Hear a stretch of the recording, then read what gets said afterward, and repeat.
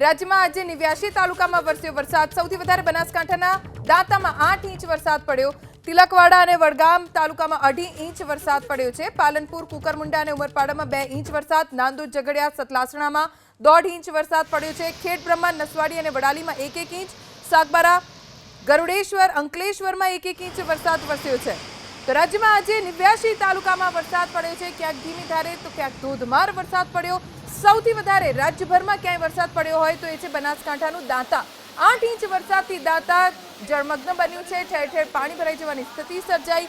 ક્યાંક તેજ પવન સાથે વરસાદ પડ્યો છે. તિલકવાડા અને વડગામમાં 2.5 ઇંચ વરસાદ. પાલનપુર, કુકરમુંડા, ઉમરપાડામાં 2 ઇંચ વરસાદ. નાંદોદ, ઝઘડિયા, સતલાસણામાં 1.5 ઇંચ વરસાદ. તો ખેડબ્રહ્મા, નસવાડી, વડાલી, સાગબારા, ગરુડેશ્વર અને અંકલેશ્વરમાં 1-1 ઇંચ વરસાદ પડ્યો છે.